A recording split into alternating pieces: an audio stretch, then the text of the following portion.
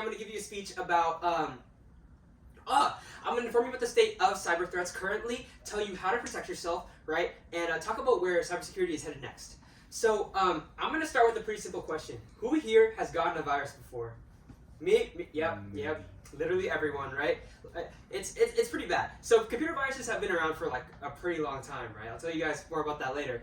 But, cybersecurity threats have pretty much increased in complexity over time, right? And have affected us in a lot of ways, and we need to continue like protecting ourselves and protecting our loved ones, especially old people, from them, right? All right, so first I think it's very important to talk about the history of cyber threats so we can understand where modern viruses came from and how to protect ourselves, right? So viruses started being created with the creation of the internet, not with the creation of the computer, actually. I wanted to showcase a couple of famous viruses throughout the short history of the internet, and the first one is called the Creeper. Creeper? Alright, so the Creeper was actually the first computer virus in history, right? It was made before the internet was invented, and it was made right after the production of the first microprocessor, which is the Intel 4114, that guy over there.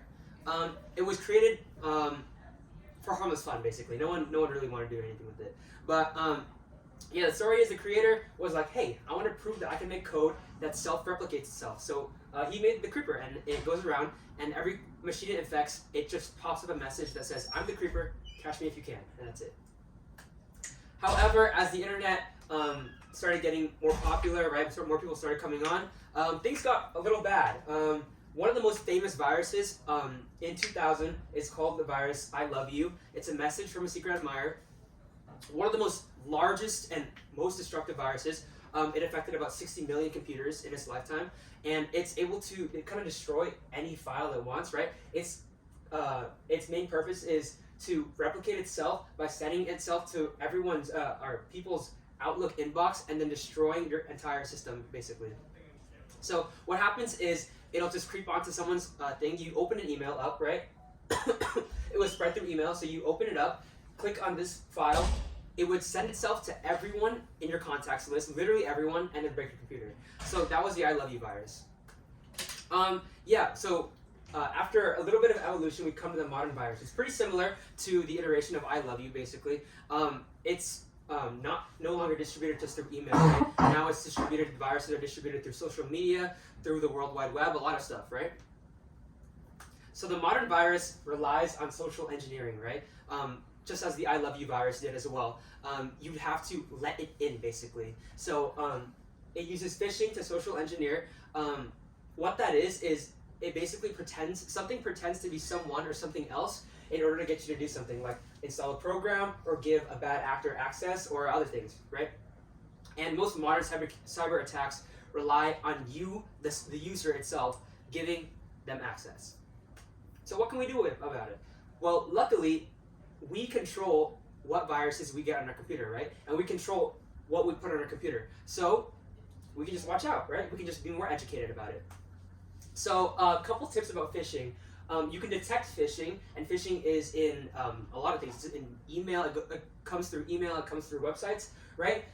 First thing to detect is bad grammar and low quality websites. You can really tell that something isn't legit if like there's a lot of grammar errors and stuff in it. Look for strange link and email domains, right? So these right here are links, right? And email domains, and domains are kind of the first thing after the HTTPS in a link. So watch out for if those look fishy, like this giant email isn't actually an email, or this giant link isn't actually a link, right? So yeah, and watch out for suspicious requests from email, and a lot of people try to get you to give them money or try to get you to give them like gift cards or something, right? And those are phishing scams. Next thing to do is install an antivirus, set up automatic scans, and update all your software, right? Some viruses rely on vulnerabilities in current software in order to work, in order to steal your information or do whatever they do, right? So if you keep your software up to date, companies like Apple and Microsoft patch your software, and they keep you safe, basically. All right, so as we become more dependent on computers and artificial intelligence, right, criminals kind of gain more avenues of attack. It was easy to protect yourself with the other things, with the things right now, like phishing, right? You just watch out. And honestly, for this slide, I was looking to talk about artificial intelligence and ChatGPT. Who here has heard of ChatGPT? Who here has used it? Yeah, that's everyone. Okay, so those technologies are also prone to hacking, even though they're new, right? And more than our tried and true tech, even like these are really vulnerable softwares.